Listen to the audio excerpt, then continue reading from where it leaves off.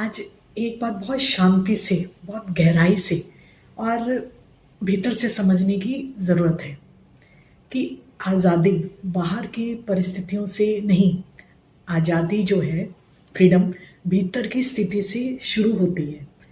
और जब हम भीतर की बात करते हैं तो वह रास्ता सीधा भगवान से जुड़ता है। हर इंसान अक्सर क्या करते हैं, अपनी खुशी, अपनी शांति और अपने सुकून की ज़िम्मेदारी दूसरों के हाथ में दे देते हैं। हम सोचते हैं कि अगर वो इंसान ऐसा कर दे और वो मुझे समझ ले, अगर वो बदल जाए तो मैं खुश हो जाऊँगी। लेकिन यही सोच सबसे ज़्यादा बाँध देती है हमें।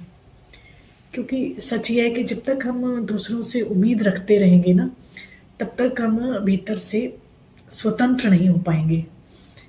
भगवान ने हमें ये जीवन किसी और पर निर्भर होने के लिए नहीं दिया, बल्कि खुद को समझने और खुद से जुड़ने के लिए दिया है। पहला नियम तो बिल्कुल साफ है कि किसी से उम्मीद मत रखो। और इसके साथ हमें एक चीज़ और सीखनी है कि दूसरों को नियंत्रित नहीं करना हमने।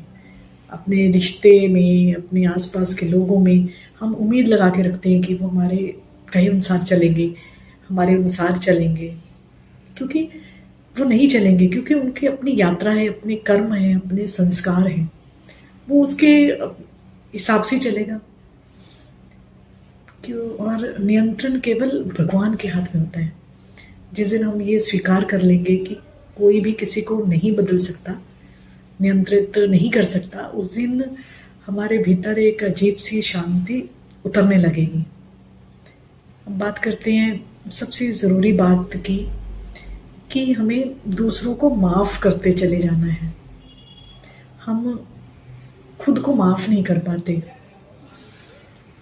क्योंकि हमें मालूम है कि हमने बहुत सी गलतियाँ कर रखी हैं। हम उन्हें याद करते रहते हैं कि ये मेरे से कैसे हो गई, मेरे से गलती कैसे हो गई, मैंने ऐसा क्यों किया, पहले क्यों नहीं समझा। लेकिन ज़रा सोचिए कि अगर भगवान ने तुम्हें आज तक नहीं छोड़ा, तो तुम खुद को क्यों छोड़ रहे हो? भगवान हमसे ये उम्मीद नहीं करते कि हम कभी गलती ना करें। भगवान हमसे ये कहते हैं कि गलती से सीखो, लेकिन खुद से नफ़रत मत करो। हर गलती तुम्हें कुछ सिखाने आई है, क्योंकि जब हम गिरते हैं तो ही हम उठते हैं। ऐसा नहीं कि गिर गए और हमने यात्रा अपनी बंद कर दी, ऐसा नहीं होता।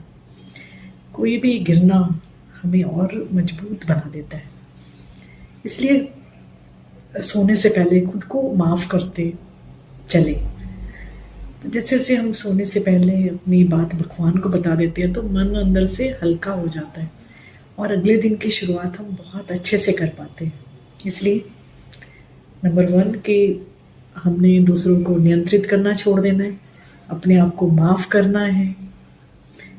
तो यही एक सच्ची आज़ादी है। आज़ादी का मतलब ये नहीं कि सब कुछ हमारे मन का हो।